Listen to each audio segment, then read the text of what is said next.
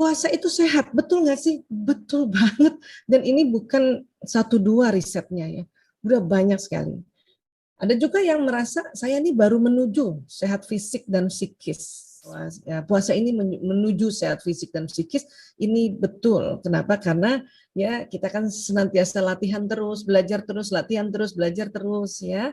Nah, bulan Ramadan ini betul-betul bulan training yang Allah pilihkan ya. Dan ini universal dan serempak di dunia. Mana ada training yang serempak di dunia kalau bukan ya Islam yang adakan, yaitu Ramadan. Serempak di dunia. Kemudian kalau kita bicara fisik dan psikis kan kita berarti bicara tubuh kita ya. Masya Allah tubuh kita ini Allah ya Allah. Wah, kami anak kedokteran ini ya tiap hari melihat ya tubuh kita Bu. Betul ya, kalau kita makin kenal sama tubuh kita tuh makin ya Allah ya, makin cinta pada Sang Maha Pencipta ya. Itu makanya kalau kita ya menikmati terus kita lihat-lihat walaupun mungkin kita tidak sekolah kedokteran tapi kalau ada seminar-seminar tentang kesehatan kan kita jadi oh itu tubuh saya ya gitu ya. Dan untung semua organ ini tertutup. Ya, kalau enggak, waduh, kita bisa lihat usus, bisa lihat paru, bisa lihat jantung dan sebagainya. Ya, jadi pada kulit kita saja kita harus bersyukur ya Allah, terima kasih Engkau berikan kulit apapun warnanya. Kenapa? Karena menutupi apa yang ada di dalamnya, masya Allah. Ya, nah, baik dari ujung rambut sampai ujung kaki pada saat kita puasa atau saum, dia ya ada banyak sekali mekanisme metabolisme yang sangat luar biasa. Dan kalau kita mau bicara mental harus bicara fisik juga, ya. Mau bicara fisik harus bicara mental karena dia 2 in 1, fisik dan mental, ya, fisik dan psikis, ya. Karena memang dia jadi satu sebetulnya, ya. Kemudian, ya, selama puasa ini tubuh mengalami proses metabolisme, makanan dicerna sekitar 8 jam, ya. Jadi 4 jam makanan dicerna di lambung nih, ini lambung ya, ada sebelah kiri kita ya. Nah, dia ada asam lambung di situ, jadi diolah ya. Kemudian nanti baru dilanjutkan masuk ke usus. Nah, mulai dari usus besar, usus halus, kemudian ke usus besar, itu prosesnya juga 4 jam. Setelah itu nanti dipecah ya menjadi sari makanan di usus, kemudian diabsorb atau diserap oleh pembuluh darah. Jadi di sekitar usus ini banyak pembuluh darah, diserap, dibawa dulu ke jantung, nanti jantung memompa ke seluruh tubuh, jadi nutrisi yang kita makan itu akan masuk ke sel-sel tubuh. Nah itu sekitar 8 jam, 6 sampai 8 jam. Dan sisa waktu yang 6 jam, karena kan rata-rata kalau di Indonesia 12 jam ya, mungkin di tempat lain, sahabat-sahabat yang lain lebih lama lagi ya, tapi kita pakai patokan Indonesia ya. Jadi sisa 6 jam ini sebelum berbuka adalah waktu sistem pencernaan untuk istirahat. Nah, waktu istirahat inilah banyak sekali ya keberuntungan untuk organ-organ tubuh. Kita mungkin sudah tahu ini, tetapi memang kita perlu refresh ulang-ulang agar tambah sadar. Oh iya ya Allah. Ya, sehingga waktu saumnya kita nih, puasanya kita mungkin akan beda dengan tahun lalu, beda lagi dengan tahun lalu, beda lagi sewaktu masih remaja. Jadi kalau remaja pas, aduh Ramadan, ya udah sebentar lagi, udah ngomongnya gitu ya, sebentar lagi Ramadan nih misalnya. Nah, anak-anak juga begitu, waktu anak-anak, ya puasa kan gitu ya. Tapi kan harusnya kalau usia kita ini semakin tahun malah ya Allah alhamdulillah Ramadan datang. Makanya nggak heran ada banyak orang juga yang sudah mulai memahami pas Ramadan udah tinggal mau pergi itu sedih banget ya. Karena ada satu training workshop TOT yang serempak sedunia dan manfaatnya banyak sekali. Ini baru cerita tentang pencernaan saja ya. Kemudian, jadi puasa ada 2 fase ya untuk sistem pencernaan. Satu fase pencernaan normal itu tadi bisa 6 jam, bisa 8 jam tergantung tubuh kita ya. Kemudian fase istirahatnya 6 sampai 8 jam. Nah, fase istirahat ini terjadi degradasi di penurunan ya dari lemak dan glukosa yang di dalam darah. Jadi kolesterol juga turun, glukosa turun ya. Dan ada yang ditingkatkan apa? High density lipoprotein HDL. Ya, sahabat-sahabat Villa, kalau misalnya pernah periksa laboratorium gitu ya kan ada HDL, LDL gitu ya. Yang kolesterol bagus itu yang HDL, high density lipoprotein. Ya. Nah, kalau LDL ini orang suka bilang kolesterol jahat gitu ya. Dan LDL nggak boleh tinggi. LDL itu harus rendah. Kan harus ada, tetap ada, tapi rendah. Ya. Jadi kita pada saat kita puasa, HDL uniknya nih dia meningkat, ya. Tapi yang LDL menurun. Nah, ini bagus banget untuk kesehatan jantung dan pembuluh darah. Ya. Jadi HDL ini berefek baik pada kardiovaskuler. Kalau kita bilang kardiovaskuler ini adalah sistem pembuluh kardio atau jantung. Ya. Nah, kemudian yang LDL ini yang berefek negatif, ini bagus ya. Apa namanya, LDL ini harus rendah karena dia kalau tinggi efeknya negatif bagi kesehatan pembuluh darah. Jadi LDL harus rendah. Kalau kita periksa LDL kita tinggi, wah itu berarti istilahnya ya mungkin supaya kita ingat ya, dikasih istilah oleh orang laboratorium itu kolesterol jahat gitu. Jadi kolesterol jahat nggak boleh tinggi.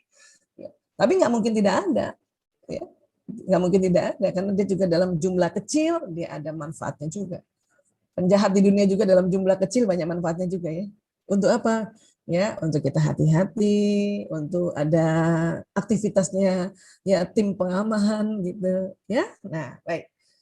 Jadi ini tentang puasa pada pencernaan. Ada 2 fase pencernaan yang 6 sampai 8 jam dan istirahat. Jadi istirahat nih kalau udah di atas udah zuhur nih, wah badan udah istirahat.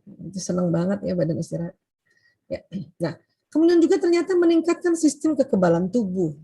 Ya. Ketika sedang berpuasa banyak anggapan bahwa tubuh akan lebih lemas sehingga mudah untuk sakit. Ternyata anggapan ini salah. Ya. Ternyata puasa dapat meningkatkan sistem kekebalan tubuh. Dalam hal ini berpuasa akan terjadi peningkatan limfosit bahkan sampai 10 kali lipat ya dalam tubuh. Ya. Karena kadang-kadang limfosit ini kan karena berperang pada ini ya, ini limfosit yang kayak gini ya. Jadi ini adalah salah satu jenis sel darah putih yang membantu melawan penyakit. Kalau ada penyakit, ada virus, ada bakteri, ada jamur, dan kan dia lawan tuh. Nah, kadang dia mati kan limfositnya kan. Nah, manusia ini kalau yang dewasa itu kurang lebih limfositnya kalau yang dalam batas normal 1000 sampai 4800 atau 5000 lah ya dalam mikroliter darah. Ya, jadi kalau dalam 1 mikroliter darah itu harus ada antara 1000 atau sampai 5000. Kalau kurang bermasalah, kalau terlalu banyak juga bermasalah. Tapi ini pada kondisi seharian karena ngelawan banyak kuman, bakteri, virus, apalagi pandemi seperti ini ya, jamur, maka kan limfosit mati ya. Nah, ternyata saum atau puasa dia akan terjadi peningkatan sampai bahkan 10 kali lipat. Ya, keren banget ya puasanya, Masya Allah. Jadi kondisi ini tentunya dapat memberikan pengaruh yang besar untuk sistem kekebalan tubuh, sehingga puasa dapat menjadi proteksi dari berbagai virus ya, dan teman-temannya ya yang akan masuk ke tubuh. Ya, nah. Kemudian mengatasi encok dan sakit sendi. Ya, kita karena umur-umur kayak gini mulai agak-agak encok ya Bu Ita dari ini. Bu Aisyah, encok itu apa sih ya? Encok itu istilah umum ya. Itu biasanya encok itu karena ya asam urat yang berlebihan. Jadi kalau teman-teman, aduh nih aku encok, itu kalau bahasa medisnya asam uratnya bertumpuk melebihi ya, itu encok ya. Kalau sakit sendi ini orang bahasa populernya rematik. Ya, tapi kalau istilah rematik saya rheumatoid arthritis ya. Dia ngilunya sama tapi posisinya beda dan penyebabnya beda. Kalau sakit sendi ini atau rematik ini lebih kepada autoimun ya. Kalau encok lebih kepada makanan, pola makan yang berlebihan asam uratnya. Dan sekali lagi asam urat harus memang ada tapi nggak boleh berlebihan ya. Jadi di dalam tubuh manusia itu ada namanya sel penetral alami, yaitu tadi limfosit dan kawan-kawannya. Jadi puasa meningkatkan sel penetral alami. Jadi penelitian menyebutkan bahwa adanya korelasi antara meningkatnya sel penetral sebagai pembasmi bakteri, sehingga radang sendi, rheumatoid arthritis, dan juga penyebab encok ya, asam uratnya, oh ini maaf ada typo ya, menjadi lebih baik dengan sendirinya. Ya. Tapi kok saya masih ngilu Bu Aisyah sendinya. Ibu kalau nggak puasa lebih ngilu lagi Bu. Gitu. Gimana dong nih, kan udah puasa tapi masih ngilu. Alhamdulillah itu udah berkurang sesungguhnya. Ya tinggal ibu ya atau kita perhatikan makanan kita. Waduh, tadi malam makan seafood deh. Makanya kalau ibu makan seafood ya harus ya terkontrol ya.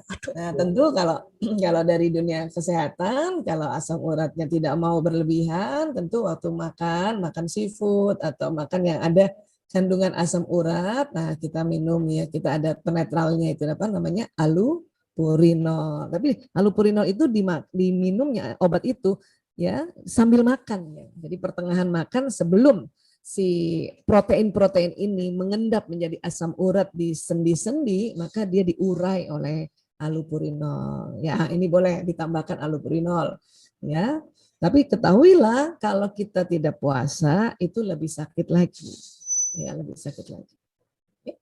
Baik, kemudian terjadinya penurunan glukosa dan berat badan. Oh, masa sih puasa bisa bisa banyak ibu-ibu atau banyak di antara kita yang mengatakan, aduh saya puasa tambah besar ya, gitu ya. Sesungguhnya enggak, sesungguhnya kita bicara yang sesungguhnya dulu ya. Nah, jadi ada penelitian telah dilakukan oleh 81 mahasiswa Universitas Tehran of Medical Science menyatakan bahwa berpuasa dapat menurunkan berat badan, indeks massa tubuh, glukosa, trigliserid, kolesterol, ya, dan high density lipoprotein ini meningkat dan juga yang LDL-nya menurun, ya. Jadi studi tersebut menunjukkan bahwa ketika berpuasa maka tubuh akan mulai mengurangi produksi glukosa dan mengendalikan kolesterol sehingga berat badan menjadi lebih terjaga. Ya. Kalaupun kita merasa Ramadan kok jadi gemuk ya, gitu. Ya, berarti waktu bukanya mungkin yang harus dikontrol kembali, ya, karena kadang-kadang kita bukanya enak-enak ya. Karena kayaknya kalau Ramadan itu sesuatu yang kepengen kita ya, menyajikan buka puasa yang lebih enak dan biasanya kalau enak itu pasti ada kolesterolnya, ya, gulanya banyak, ya. Ya, jadi sekali lagi pada dasarnya idealnya puasa ini ya menurunkan glukosa, kolesterol dan berat badan. Hanya sekali lagi pengendalian pada saat buka puasa atau sahur itu tentu berpulang pada diri masing-masing. Ya. Rasulullah SAW bersabda, kami adalah orang-orang yang tidak makan kecuali setelah lapar dan bila makan kami tidak sampai kenyang. Jadi kita makan setelah lapar, berhenti sebelum kenyang. Dan memang lauk paling enak itu lapar ya memang. Mau apapun yang ada di depan kita, sederhana apapun, jadi enak banget karena lapar. Ya, jadi Nabi meminta kita seperti ini. Nah, kalau kita pola makannya seperti ini, insya Allah itu tubuh seimbang. Ya. Jadi sekali lagi pada saat kita mulai makan, pokoknya ingat saja ya, karena tentu di usia-usia kita seperti ini mungkin akan berbeda seperti waktu remaja atau anak-anak. Karena waktu anak-anak dan remaja kan kita masih stabil nih badannya ya. Tapi kalau udah umur-umur segini sudah dipakai bertahun-tahun itu setiap organ tubuh, maka dia butuh sesuatu yang pengendaliannya. Ya, dan ini hadis ini sangat populer sekali dan tetapi insya Allah ya dengan kita mengulang-ulang ini kita bisa menerapkannya ya insya Allah. Ya. Kemudian ya, ini saya mau cerita tentang human brain. Ya, ini otak manusia. Allah ciptakan otak manusia, ada otak besar dan ada otak kecil. Kemudian dia terbagi dua, ada belahan kanan, ada belahan kiri, gitu ya. Nah, ini setiap seminar-seminar saya sering bawakan dan bicara tentang otak nggak pernah ada habis-habisnya ya. Nah, sekarang kita masuk tentang meningkatkan kesehatan mental. Jadi studi tentang puasa yaitu membuat badan bisa memproduksi hormon endorfin yang dapat membantu meningkatkan mood saat beraktivitas. Ya, endorfin ini adalah satu dari 4 hormon bahagia dan hormon cinta. Ya. Mobil khusus endorfin ini sebetulnya morfin alami.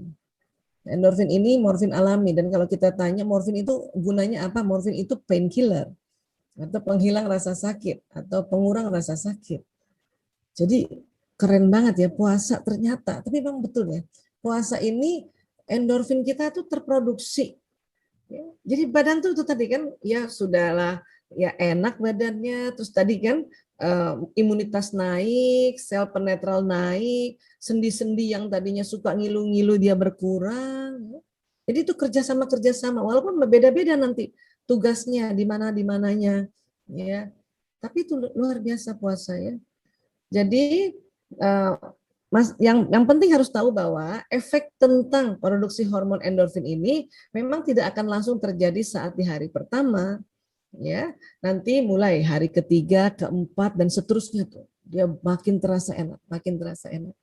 Maka kadang-kadang ada orang hari pertama puasa sampai hari ketiga dia sebisanya tidak terlalu banyak aktivitas dulu, ya dia lebih banyak di rumah dulu, tenang-tenang. Nah, setelah hari ketiga, keempat dan seterusnya itu baru ya tubuh kita mulai enak nih pada saat beraktivitas, ya. Mood kita juga sudah mulai bagus, ya. Jadi tubuh bisa lebih baik dalam melakukan kontrol emosi. Gimana sih produksi hormon endorfin, Bu Aisyah? Di sini. Ya. Ini ada namanya kelenjar pituitari, di sini ada hormon bahagia dan hormon cinta. Ya, ada 4 itu teman serangkai. Ada kita pernah dengar barangkali dopamin, oksitosin, serotonin, dan endorfin. Ya. Nah, nama-nama hormon ini memang tidak bisa dibahasa Indonesia kan, karena ini pakemnya dari sana bahwa ini namanya itu ya. Tapi ingat hormon-hormon ini yang ciptakan Allah. Para ilmuwan itu, para riset itu hanya mengobservasi, meriset dan memberi nama saja, ya, memberi nama saja. Ya. Kebetulan yang pertama merisetnya adalah orang-orang Latin, makanya diberi nama bahasa Latin. Ya di sini. Di mana tuh Bu Aisyah? Itu di dasar otak. Ya, kurang lebih persis di pertemuan 2 alis mata kita nih. Ya, kalau ini coba boleh dipegang pertemuan ini. Nah, ini kalau dipegang di sini, ini kalau dibor ke dalam, itu sejajar dengan kelenjar pituitari itu. Nah, itu. Ya, puasa bisa mengeluarkan endorfinnya khusus lagi, endorfinnya khusus. Alhamdulillah, Masya Allah. Ya. Sebetulnya selain puasa, hormon-hormon ini bisa keluar lewat apa, Bu Aisyah? Satu, tersenyum. Ya, makanya kenapa kita kalau senyum tuh enak banget. Karena ini hormon dari pituitari ini keluar, masuk mana? Pembuluh darah. Habis itu ke jantung. Habis itu jantung pompa. Habis itu ke seluruh tubuh. Dan memang jalannya pelan. Pelan. Ya. Terus apa lagi yang bisa membuat hormon bahagia dan cinta ini keluar? Ya, tertawa. Ya. Jadi di Ramadan ini apalagi anak-anak masih di rumah, ya gimana caranya pokoknya ya kalau anak-anak cerita, walaupun kadang-kadang kata orang tuanya nggak lucu, ibu ketawalah dulu ya Bu, jangan dipikirin ya, karena banyak juga anak-anak sudah cerita lucu, ibunya nggak ketawa-ketawa, ya. Padahal anak-anak kalau ibunya ketawa dia ikut ketawa lagi kan, nah hormonnya keluar lagi, ya. Apalagi yang membuat hormon bahagia dan cinta ini keluar? Dibelai, dipeluk, dibelai. Makanya kasihan yang jablay Bu, yang LDR itu ya nggak dapat hormon bahagianya lewat sentuhan ya. Masya Allah. Terus apalagi yang bisa keluar ya, bergerak, bergerak. Makanya kita kalau ya bergerak tuh enak. Orang-orang habis olahraga tuh senang ya. Dan alhamdulillah kita umat Islam ya, ibadah kita nih, ibadah khusus kita sholat. Dan sholat ini terdiri dari gerakan-gerakan. Makanya habis gerak enaknya. Di Ramadan karena kita tahu di Ramadan ini betul-betul bulan yang sebisanya sebanyak-banyaknya kita sholat, ya makanya selain sholat fardu, sholat sunnah kita tegakkan juga. Bahkan di malam hari ada sholat sunat taraweh dan witir, itu juga kita tegakkan tiap hari. Makanya nyaman banget. Cuman kadang-kadang itu gangguannya biasanya ya, mau sholatnya itu tuh karena mungkin makan kenyang. Ya. Makanya segeralah juga berdiri, segeralah berdiri juga gitu. Ya. Karena dengan kita bergerak berdiri ya atau langkah ya jalan di sekitar rumah kita, maka pelan-pelan hormon ini sudah keluar. Makanya kita jadi senang, jadi mau untuk sholat tarawih ya. Nah itu. Ya, jadi itu tips-tipsnya ya. Baik, kemudian Ya, di dalam otak juga ini saya sering sekali di dalam seminar umum memperkenalkan namanya limbic system. Ya, persis di tengah otak, ini otak yang mengatur emosi. Kalau kita pernah belajar tentang emosi, macam-macam emosi, ya, dia terbagi dua besar, emosi negatif dan emosi positif, ya. Kalau kita bilang nafs gitu ya, nafsu lawama, amara, mutmainnah itu ada di dalam limbic system ini. Bahkan bukan hanya manusia saja yang punya limbic system, hewan golongan mamalia juga punya limbic system. Makanya manusia itu punya sifat binatang. Inilah perlu kita kelola. Ramadan ini, bayangkan dalam bulan Ramadan, genap antara 29 hari sampai 30 hari, ya, otak emosi ini yang kita kelola. Luar biasa nih. Kenapa sih katanya setan kalau di Ramadan diikat? Iya, betul. Ya. Tapi kenapa kita masih mau marah aja, masih mau takut aja? Ya karena itu bukan kerjanya setan itu. Itu karena di otak kita ada otak emosi yang masih ada yang nuansa negatifnya dan itu harus dikelola dan dia nggak bisa hilang memang. Yang betul adalah dikelola. Ya. Kemudian secara psikologis, puasa menimbulkan suasana batin tenang. Karena tadi, otak emosi dikelola. Teduh dan tidak dipenuhi rasa amarah, sehingga menurunkan adrenalin, hormon stres. Jadi di otak tadi ada hormon bahagia, dan ada lagi hormon stres. Hormon stres di mana Bu Aisyah? Ini, namanya adrenalin ini di atas ginjal. Atau orang-orang sering sebutnya anak ginjal. Ya. Di daerah pinggang nih, pinggang kita belakangnya. Coba pegang pinggangnya Bu, masih ada pinggangnya ya? Saya udah nggak ada nih Bu, lurus. Nah di belakang itu ada ginjal dua kita. Ya. Nah di atas ginjal ada anak ginjal, namanya kelenjar adrenal. Ya. Ini isinya hormon-hormon stres. Adrenalin, kortisol, norepinefrin. Memang Allah ciptakan. Dan memang keluar juga sedikit-sedikit setiap hari. Untuk apa? Kalau kita waspada. Untuk waspada. Ya, tiba-tiba hujan deras kah, rumah bocor, atau gempa kah, ya, nauzubillah min zalik, atau banjir bandang, nauzubillah min zalik. Itu hormon-hormon inilah yang membuat tubuh tuh waspada untuk melakukan gerakan-gerakan yang spontan, gerakan-gerakan refleks. Hanya kalau kita marah-marah-marah, ini jadi tambah banyak hormon stresnya, ya kan? Nah, pas puasa itu uniknya amarah itu bisa menurun, bisa ditekan. Ya. Karena itu tadi waktu kita saum, semua mekanisme mulai dari hormon bahagia itu keluar, daya tahan tubuh meningkat, ya, limfosit dan teman-temannya juga meningkat. Maka dari situ saja amarah itu menurun. Nah, kalau amarah menurun, maka hormon stres yang keluarnya dari adrenal juga tentu ya tidak banyak kan? Ya, dia terjaga gitu. Hanya siap untuk kalau ada sesuatu, ya. Nah, karena kalau saat marah, adrenalin ini bisa 20 sampai 30 kali lipat. Kayak apa itu? Memang dia merusak apa Bu Aisyah kalau adrenalin bisa 20 sampai 30 kali lipat? Kalau hormon adrenalin meningkat, maka akan menimbulkan pembentukan kolesterol dan LDL tadi. Ya, LDL tadi yang kolesterol jahat tadi. Nanti bahaya nih pembuluh darah kita ini jalannya darah terhambat. Ya, karena dia kolesterol ini dia nanti menempel di dinding. Ya, dinding. Ada menempel di dinding luarnya, ada nanti di dalamnya dinding pembuluh darah ini dia menempel. Ya. Jadi dengan hormon adrenalin terus meningkat karena marah-marah, itu meningkatkan resiko penyakit pembuluh darah, jantung, otak, sehingga timbul gangguan jantung koroner, stroke, dan lain-lain. Apalagi yang genetik sudah juga membawa ya penyakit atau membawa ya turunan pembuluh darahnya kaku. Ya, pembuluh darahnya kaku. Saya termasuk pembuluh darah arteri koronaria saya kaku karena genetik dari ayah dan ibu. Ya. Makanya saya mencari cara terus sebisanya ya kurangi marah. Karena kalau marah-marah ya atau terlalu capek, wah bahaya itu. Ya, kemudian makan tidak diatur, oh bahaya ini bisa-bisa saya punya pembuluh darah pecah. Ya, dulu sempat bukan pecah, tersumbat. Kenapa? Makanan juga ya.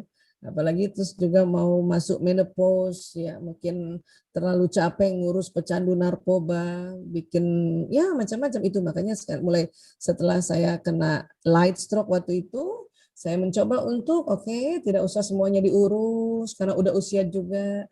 Ya cobalah untuk delegasi, ajarkan anak-anak sebagai regenerasi, ajarkan teman-teman ya, dan alhamdulillah ya. Nah, makanya saya tadi ilustrasinya adalah bahwa saya arteri koronarianya ini memang sudah kaku, itu ibarat selang air mungkin yang kaku banget, yang nggak bisa digulung, itu yang tidak lentur ya. Makanya kalau sudah tahu secara genetik selangnya kaku, selang pembuluh darahnya kaku, maka kita jaga hal-hal yang lain ya. Nah, ini dia arteri koronaria, itu pembuluh darah yang memberi makan jantung. Ini sering terjadi sumbatan-sumbatan gini dari kolesterol-kolesterolnya. Ya. Mbak Isa, untuk kita kikis kolesterol ini bagusnya minum apa sih gitu ya? Kolesterol ini hanya bisa dilumerkan lewat minyak. Minyak apa Bu Isa? Ya macam-macam, minyak zaitun, minyak habasut sauda, ya pokoknya minyak, minyak. Minyak omega, minyak ikan gitu. Makanya teman-teman yang memang ya seperti saya juga usianya ke atas ya, kita harus rutin juga itu minum minyak ikan ke, atau minyak zaitun ke, atau habatus sauda ke. Ya, pilih salah satu dan rutin ya, agar apa? Agar ini bisa dicairkan. Dia nggak bisa dihilangkan pakai air minum ya. Air minum itu untuk nanti membawa pembuluh darah ini volume airnya banyak sehingga dia jalannya lancar. Tapi kalau lemaknya ini harus dikurangi lewat minyak tadi. Ya. Zaman dulu orang-orang belum ditemukan apa pakai apa? Minyak kelapa yang murni. Nah, sekarang juga apa nama isinya? Virgin coconut oil. Ya, itu untuk itu. Ya. Untuk itu. Ya, baik. Kalau udah kaku banget Bu Aisyah, nggak mempan minyak, makanya dokter-dokter sering memberi kita itu yang golongan apa, obat apa, simvastatin, ya. Nah, itu kalau udah minum simvastatin, ya minum aja rutin, ya supaya ini tidak terbentuk lagi, oke? Nah, jadi jantung ini kan dia bekerja luar biasa ya, berdetak setiap hari, memompa darah ke seluruh tubuh. Nanti darah seluruh tubuh juga masuk kembali ke dalam jantung, disaring lagi, dipompa lagi, ya Allah ya Rabb. Nah jantung ini butuh makan, butuh nutrisi. Nah makanannya itu lewat ini tadi, ya arteri koronaria namanya. Kok jadi kayak virus nama corona ya Bu saya. Iya bahasa Latin tuh senang banget pakai nama corona ya. Nah, apa sih yang terjadi? Nah ini lama-lama ya dindingnya kan menebal tuh. Yang bahaya apa? Itu tadi menyumbat pembuluh darah, menyumbat darah untuk datang ke sel-sel tubuh. Karena darah ini kan bawa nutrisi dari makanan yang tadi sudah dihancurkan oleh lambung tadi kan. Dan juga dia membawa vitamin, bawa mineral, ya, kemudian juga membawa oksigen. Jadi kalau tempat-tempat lain kekurangan darah, itulah mudah tuh, mudah terjadi infeksi, mudah terjadi pegel-pegel, mudah terjadi ya baas, baal dan sebagainya itu teman-teman. Kalau kita udah merasa, aduh, kok kesemutan nih baal ya, itu berarti pembuluh darah ke situnya berkurang, ya. Nah, kemudian puasa melatih manusia untuk tidak berbohong, ya, ya Allah. Barang siapa yang tidak meninggalkan perkara dusta, tetap mengamalkannya, maka tidaklah Allah butuh untuk menilai puasanya. Ya, meski ia bersusah payah seharian menjauhi makan dan minum. Nauzubillah min zalik. Ya, rugi banget tuh ya. Udah nggak makan, nggak minum, nggak dinilai karena kita tetap berdusta. Nauzubillah min zalik. Ya. Jadi bohong memang tidak membatalkan puasa, tapi merusak pahala. Ya. Memang apa yang terjadi sih Bu Aisyah kalau bohong itu ya? Nah, di otak nih, ya ini otak kan menghadap ke sana ya. Ini sudah dibelah ya. Ada bagian ungu ini persis di ini nih di belakang dahi kita. Ya, sering kalau keseluruhannya ini disebutnya prefrontal cortex ya keseluruhannya ya. Tapi nanti terbagi-bagi lagi. Ada namanya cortex dorsoprefrontal di sini, ini persis di sini. Nah, ini nih yang rusak nih kalau kita berbohong. Di sini nih, ya. Berbohong, berdusta, dan bukan hanya berbohong berdusta ya. Ya, nanti kita lihat lagi. Jadi saat berdusta ternyata dikeluarkan neurotransmitter sangat banyak di daerah limbik atau daerah yang mengatur emosi. Ini tadi daerah mengatur emosi yang ini ya. Jadi neurotransmitternya jadi banyak keluar dari sini ya, dan dia merusak di prefrontal lobe-nya ini kalau kita berdusta, berbohong. Ya. Makanya kalau kalau di Quran itu dikatakan kita akan ditarik dari ubun-ubun kita nih kalau kita selalu berdusta. Nauzubillah min zalik. Karena di persis ini ada ubun-ubun. Ubun-ubun ada dua ya. Ubun-ubun yang di sini sama yang agak di sini. Ya, ada ubun-ubun Kalau minor di dan mayor. kepolisian itu ada terapi apa kebohongan, alat kebohongan itu jadi dari sini ya Bu ya, korteks Nah, portofolio ya. dipasang di sini nanti dari sini, dari di atas kulit kepala gitu. Ya, di situ. Di sini udah kacau nih kalau suka bohong berdusta nih prefrontal lobe-nya. Ya. Dan memang kalau ya nauzubillah min zalik kalau kita mungkin rasanya di dunia kita berbohong nggak ada yang tahu kok, nggak ada yang tahu, tapi rusak nanti ini. Dan ini sebetulnya adalah otak ilmu pengetahuan. Jadi prefrontal ini di sini ini semuanya otak ilmu pengetahuan. Ya, otak ilmu pengetahuan rusak juga kalau kita berbohong, rusak juga ilmu pengetahuan kita ya. Nauzubillah min zalik. Ya, dan di akhirat ditarik otak kita dari ubun-ubun sini. Ya, nauzubillah min zalik. Ya, dan sifat neurotransmitter ini kan merusak ya dan mempengaruhi sistem tubuh lainnya secara negatif. Jadi kalau kita berdusta nih keluar neurotransmitternya dari tengah dulu nih, karena otak. Yang dirusak ini dulu pertama dan setelah itu tubuh yang lain. Ya, itu bahayanya dusta atau berbohong ya. Tapi sekali lagi teman-teman, ada hal-hal kondisi yang di dalam Islam itu boleh kita berkata tidak jujur. Ya, boleh. Apa biasanya?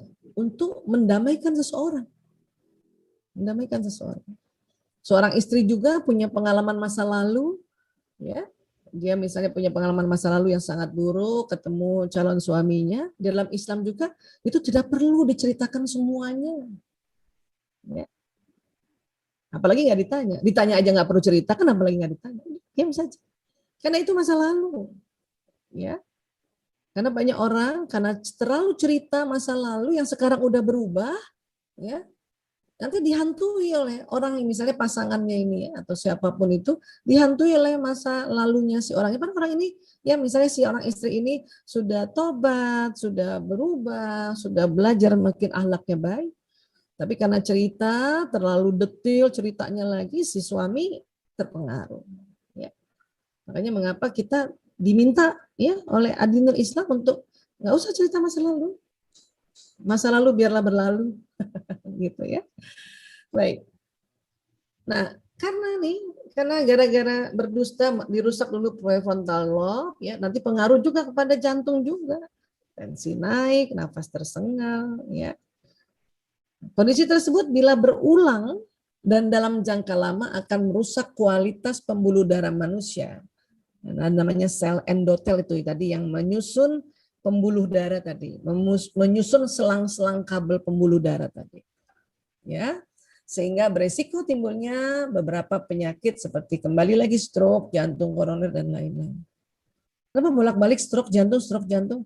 Karena kalau udah kena ini ya stroke dan jantung dan kemudian aduh ya saya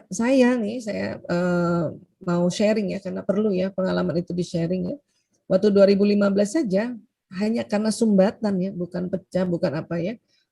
Karena itu tadi terlalu banyak ngurus narkoba bertahun-tahun 22 tahun ngurus narkoba aduh Masya Allah ya mereka bukan anak yang mudah diatur anak yang sudah dibantu pun kadang dia menikam kita dari belakang ya kadang kita akhirnya yang pengurusnya ini akhirnya sakit juga gitu ya, itu nggak enak banget 3 bulan duduk di kursi roda nggak Yang biasanya lincah mau ke sana ke sini, mau ngambil sesuatu aja nggak bisa, ya Allah ya Rabb. Makanya mengapa kalau kita sudah punya juga penyakit hipertensi namanya, karena kita tidak tahu ya, kadang-kadang ini kan genetik dan kemudian kita baru belajar setelah terjadi gitu misalnya ya. Disuruh tetap berobat, disuruh tetap minum obat. Yang kena sakit jantung juga terus minum obat teratur. Kenapa? Karena yang ditakutkan itu tuh stroke tuh, karena hidup tapi kurang manfaatnya. Ya. Dan kadang kenapa orang stroke marah? Karena dia gemes, pengen mengambil sesuatu, pengen bergerak sesuatu, ya, tapi dia terhalang gitu. Walaupun waktu itu ya saya sangat-sangat gigih untuk berdoa, minta maaf. Sama siapa? Sama diri sendiri. Minta maaf sama kaki saya, minta maaf sama pembuluh darah, minta maaf. Kenapa? Terlalu lalai, terlalu sibuk kerja ya. Maklum masih umur 2015 masih cukup muda lah ya. Ya, minta maaf. Dan saya juga bujuk-bujuk lagi untuk dia menjadi lebih baik lagi dan sebagainya. Ya, untuk itulah makanya mengapa keluarga saya ini anak-anak terutama ya sangat-sangat atensi pada ibunya untuk lebih baik ibu kerja di rumah seperti sekarang. Kurang lebih seperti itu, ya. Jadi sekali lagi ini stroke dan jantung ini sangat-sangat berbahaya. Kenapa? Ya, dia hidup tapi manfaatnya berkurang. Walaupun sebetulnya dalam konsep Islam seseorang yang kena stroke juga, ya, karena banyak orang awam bilang kenapa sih nggak sekalian meninggal? Ya Allah, astagfirullahaladzim ya. Di dalam konsep Islam orang juga yang terkena stroke dan belum juga meninggal misalnya, tetapi hidupnya manfaatnya berkurang misalnya karena dia tidak bisa mandiri, itu adalah sebagai kafarat. Ya. Justru untuk membersihkan sehingga pada saatnya nanti meninggal dia sangat bersih dan langsung Masya Allah mendapat kebaikan-kebaikan di alam barzah.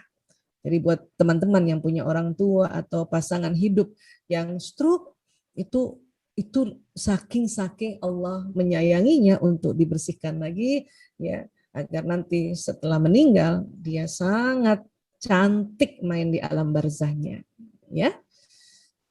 Baik. Berpuasa melatih untuk tidak berkata kotor dan bertengkar. Nah, area yang rusak juga sama di prefrontal lobe ini ya. Dari Abu Hurairah radhiyallahu anhu berkata, Rasulullah SAW bersabda, di saat seseorang dari kalian berpuasa, maka jangan berkata kotor dan bertengkar. Ya. Jika ada seseorang memakinya atau memukulnya, maka hendaklah ia mengucapkan, sesungguhnya aku sedang berpuasa. Ya. Ini latihan banget ini 30 hari. Ya, latihan, ya. Diulang-ulang latihannya tiap tahun, Masya Allah. Ya. Kemudian apa lagi? Ya, senang menginfakkan harta, sedekah dan puasa ternyata meningkatkan stimulasi yang namanya nukleus accumbens. Ya. Nah, di sini juga ada pusat rasa bahagia. Selain tadi pituitary, ya, kelenjar pituitary kan ini nih. Di sini juga ada pusat rasa bahagia, namanya nukleus accumbens. Kenapa orang pada saat menginfakkan hartanya, mensedekahkan, bahkan sedang puasa, itu kok dia bahagia? Itu di sini ada tambahan pusat rasa bahagia yang terstimulasi dengan ya perilaku-perilaku yang kita lakukan ini.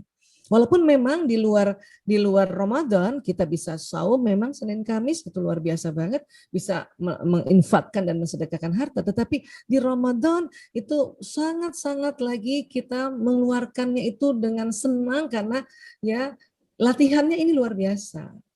Karena dicontohkan oleh Rasulullah di Ramadan, Rasulullah itu sangat dermawan. Di luar Ramadan Rasulullah sangat dermawan, pas Ramadan sangat dermawan. Very very very very dermawan. Ya, maka kita yang idolakan Rasulullah SAW beserta keluarga dan sahabatnya tentu juga harus seperti itu. Paling tidak di Ramadan melatih. Nanti kalau di Ramadan terlatih di bulan-bulan berikutnya itu alhamdulillah akan terjadi sebuah habit. Ya. Dan ada tambahan gembira nih dari sini. Ada dua jadi sini dan sini. Kan asik ya, Insya Allah. Pokoknya kalau teman-teman lagi kesel gitu ya, nggak tahu bagaimana caranya, mau ngomong sama teman nggak tahu, mau ketawa sendiri nggak enak, mau senyum-senyum sendiri nggak enak, udah langsung sedekah aja.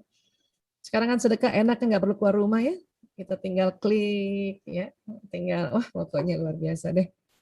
Ya. Nah, sholat malam, sholat tarawih ini bila ditinjau dari ilmu neuroscience juga menunjukkan hasil yang menakjubkan. Bila mana seseorang rajin sholat malam, maka akan dikeluarkan neurotransmitter yang menstimulus turunnya hormon kortisol. Tadi kortisol ini kan tadi tuh yang di anak ginjal tadi. Anak ginjal itu atau kelenjar adrenal kan tiga hormon tadi ya. Hormon stres tadi ya, adrenalin, kortisol, dan norepinefrin.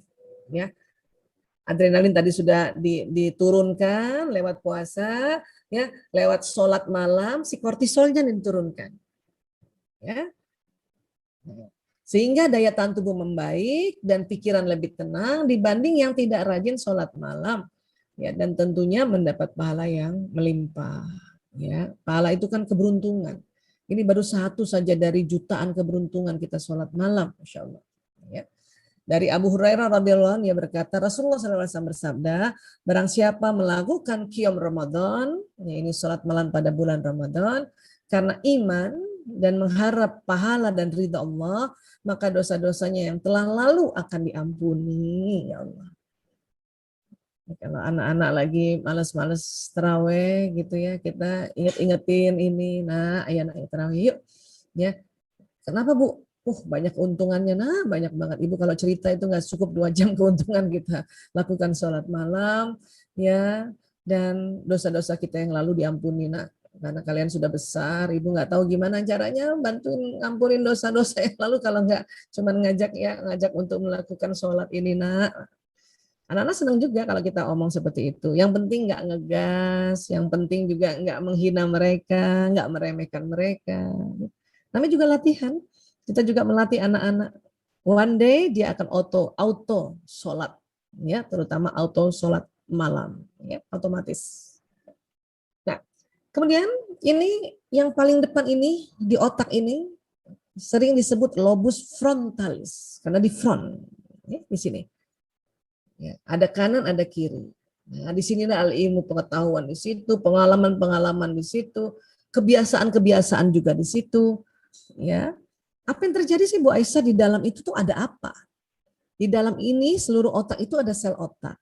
Sel otak. Sel otak tuh kayak apa sih Bu Aisyah? Sel otak itu, ini ujungnya sel otak ini ya, saya kasih lihat. Ya, ini satu ujungnya saja. Dan ujung seperti ini untuk satu neuron ada 20.000. Dan neuron kita 100 miliar. Satu neuron kerjanya kayak komputer yang tercanggih. Kabel-kabel itu setiap ada informasi, apa yang diucapkan, apa yang dilihat, apa yang dirasakan, dan apa yang dilakukan, terjadi koneksi atau sambungan. Apa yang terjadi Bu Aisyah sambungannya itu? Ada istilahnya kalau teman-teman pernah dengar neurotransmitter, zat kimia. Jadi ada 2 istilah zat kimia ya, neurotransmitter dan hormon. Itu dua-duanya zat kimia. Nah, kalau neurotransmitter itu zat kimia yang di ujung-ujungnya saraf itu di otak kita dan di badan juga, yang kalau kita ada mendapat info, dia terkoneksi dengan saraf yang lainnya. Nah, jadi keluar dia gini. Kok kayak petir Bu Aisyah? Iya, saking cepatnya keluar itu maka terjadi peristiwa fisika di sini. Ada listriknya. Makanya kalau teman-teman pernah dengar seorang anak kalau kita bentak dan nanti otaknya sarafnya angus karena ini kalau kita membentak anak apa ya membentak orang lain itu lebih dahsyat lagi listriknya keluarnya. Maka kadang yang sebelah sini nggak tahan hangus gitu ya. Kalau terlalu keras atau terlalu membentak keras atau nasehatin anak sambil ngegas yang bikin dia luka, maka ada istilahnya luka pada saat dia masih kecil atau luka pada pengasuhan kecil, ada istilahnya inner child. Ini seperti yang terjadi. Ya, nah, sekarang saya mau cerita lagi tentang neurotransmitter ini dengan kaitannya apa? Ya, latihan di Ramadan ini. Ya, dalam 1 bulan antara 29 hari sampai 30 hari terjadi latihan-latihan yang berulang setiap tahunnya. Maka ada sambungan-sambungan neuron yang berulang setiap tahunnya di dalam otak kita. Ya. Nah, jadi kalau misalnya nih saat seseorang dalam melaksanakan puasa selama sebulan, maka akan terjadi sambungan koneksi neuron ya, dan Kalau misalnya tahun ini ya melaksanakan ibadahnya lebih bagus dari tahun lalu, dia ada membentuk rute baru lagi di otaknya. Ya. Nah, kalau dalam ilmu neuroscience terkenal dengan istilah plastisitas dan neurogenesis. Ya. Jadi di otak kita bagian merah ini, lobus frontalis ini, kan setiap tahun memang Ramadan. Tapi karena orang yang setiap tahunnya Ramadannya terus meningkat, baik meningkat kepahamannya, meningkat kesadarannya, meningkat amalannya, maka sambungan yang dulu sudah terbiasa untuk saum Ramadan atau ya melakukan hal-hal di Ramadan udah terjadi kan. Tapi ada tempat baru lagi yang tersambung. Ya. Kemudian kita dilatih, bayangkan 1 bulan untuk ya tidak berkata dusta, tidak berkata kotor, tidak bertengkar. Maka sel-sel otak yang ada di neuron ini, lobus frontalis ini kan tersambung-sambungnya bagus ya. Bagus. Walaupun mungkin ada maaf orang-orang yang pernah misalnya ya pasien kami pecandu narkoba ya, kan orang yang pernah pakai narkoba di lobus frontalisnya ini ada pengalaman dia sewaktu menjadi korban. Artinya ada sambungan neuron yang dia berbulan-bulan atau bertahun-tahun menjadi korban. Tapi di Ramadan dia juga ya apalagi yang sedang direhab ya, dilatih untuk berbuat kebajikan, dilatih untuk tadi ya puasa, sholatnya ditambah dengan sunnah, ada sunnah sholat malamnya juga ya, dilatih untuk tidak berbohong, dilatih untuk tidak berkata kasar, berkata kotor, tidak dilatih untuk ya tidak bertengkar, misalnya gitu ya. Itu akan terjadi sambungan tempat yang baru itu, rute yang baru. Tapi yang lalu-lalu nggak hilang ya Bu Aisyah? Nggak hilang. Nggak hilang. Makanya mengapa kita sebisa mungkin juga ya anak-anak sejak kecil juga ya punya pengalaman yang baik-baik aja. Kalaupun dia ada pengalaman mau mempelajari pengalaman buruk seseorang, jangan terjadi pada dia. Misalnya anak-anak kami, dia melihat pasien-pasien ibunya kena narkoba. Dari situ dia belajar, di otaknya dia juga belajar, oh narkoba itu bahaya ya. Nggak perlu kita menjadi seorang pecandu, baru oh narkoba itu bahaya. Karena di otak kita juga ya diberikan tempat yang terutama yang di depan ini untuk nasihat-nasihat dan kisah-kisah. Di sini. Termasuk kisah-kisah orang yang sukses, kisah-kisah orang yang baik, itu harus dia tahu juga. Gitu. Kita tahu juga.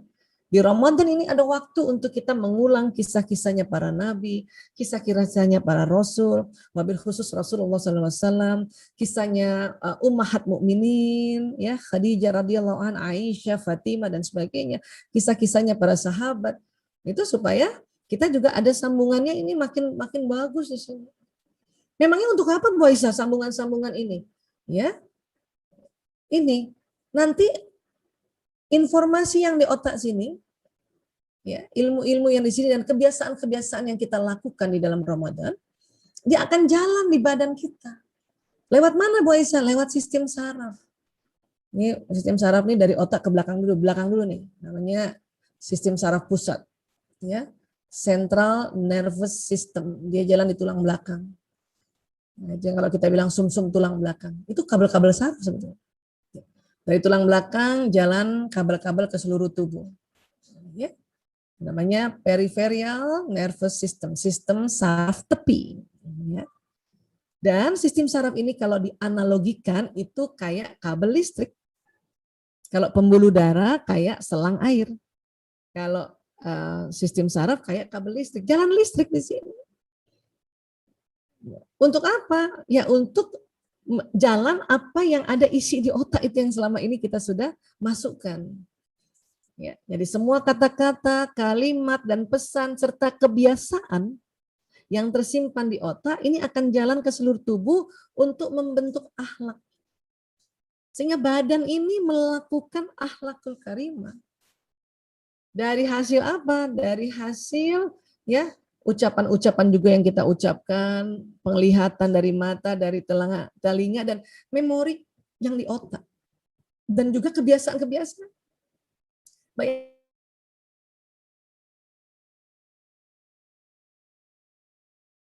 berarti udah 52 kali ya menjalankan Ramadan, walaupun bayi mungkin kita belum latihan ya. Waktu usia umur ya 5 tahun kan gitu. Berarti kan sudah buat diri saya 47 tahun bolak-balik ya kita berpuasa. Maka itu kabel-kabel saraf di sini kan terbentuk insya Allah ya. Tapi kalau tidak bertambah kualitasnya, tidak bertambah kita punya ya aktivitas di Ramadannya, ya maka ya puasanya ya yang terjadi akhlaknya ya kayak dulu-dulu aja. Ya, nanti rugi karena bertambah. Tidak bertambah, ada rute baru di otak kita. Ya, plastisitas baru di otak kita. Rugi. Nanti akhlaknya ya tidak bertambah baik, tidak bertambah ya mulia. Oke. Jadi inilah sebetulnya yang kenapa Allah memberikan ya latihan terus-menerus setiap tahunnya di Ramadan. Ya. Kemudian nanti otak memberi pesan pada siapa? Pada jantung.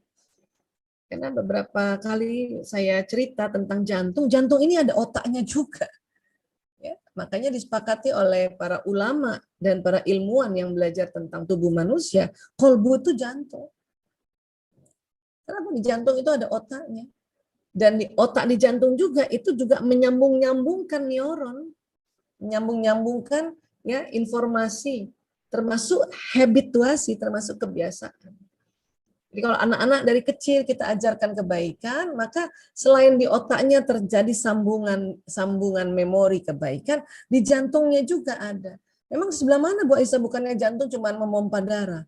Jadi di otot jantung itu ada sel-sel otak. Terutama ini yang di bagian atriumnya, terus atau orang kalau bahasa Indonesianya serambi kanan, sama dorsoventrikel, jadi bilik yang di belakang itu ada. Jadi dikatakan jantung ada otaknya sendiri, Masya Allah. Makanya kadang otak kadang-kadang lagi pusing mikirin sesuatu, jantung ngomong sama otak, "Hei otak." Makanya sering kita sebutnya suara kolbu. Ya.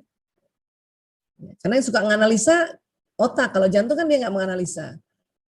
Ya, otak yang suka harusnya saya gini nih, ya, wah harusnya dinaikin nih mumpung Ramadan nih, korma kita naikin aja nih mahal. Nah itu kadang otak suka gitu kan analisa. Nanti jantung yang ngomong, ini walaupun memang Ramadan tapi ini kan lagi pandemi, ya kasihan kalau misalnya harganya dinaikin. Nah kurang lebih begitulah percakapannya, ya. Kesel sama seseorang, sama keluarga kita kah, ya kita ya mau nggak mau ya kadang-kadang waktu berinteraksi kita kesel mungkin karena perilaku dia, perangai dia ya. Tapi kan karena kita di Ramadan ini selalu diingatkan untuk memaafkan orang. Ya. Walaupun orang itu belum memaafkan, nggak apa-apa kita aja dulu. Kenapa? Karena supaya kita yang sehat duluan. Baik otaknya dan kolbunya, Masya Allah. Ya. Nah ini dia nih jantung ini. Ya, ini jantung ini luar biasa ya. Selain dia berdetak saja itu udah luar biasa. Apalagi ditemukan tahun 91 oleh Dr. J. Armour, ya, Andre Armour, bahwa di jantung ada otaknya. Luar biasa, ya Allah ya Rabb. Ya. Makanya kadang-kadang kita selalu pegang dada kita. Untuk apa? Kita mendoakan diri kita tuh kita ya, taruh tangan kanan di atas jantung. Ya Allah saya kirimkan kolbuku ini, Al-Fatihah ya Allah. Dan sebut namanya lengkap ya. Ya Allah saya kirimkan kolbuku Aisyah Taimuria binti Dahlan Hussein Al-Fatihah. Supaya apa? Supaya ini terekam. Kok bisa terekam kan lewat tangan? Kan kita ada ngomong dari mulut. Ya, ada ngomong dari mulut, sistem saraf juga jalan ke sini kan. Dan jangan salah, tangan juga pada saat kita letakkan di atas kolbu kita, di atas jantung kita, di sini, di kulit-kulit dada ini ada pori-pori yang menyerap apa yang kita lakukan. Ya, Masya Allah. Dan tentunya ya inilah yang nanti membuat seseorang antara kolbu dan otaknya bersinergi dan akhirnya ya senantiasa membentuk akhlak yang baik atau akhlakul karimah ya. Jadi kesehatan fisik dapat, kesehatan mental dapat dan itulah Ramadan.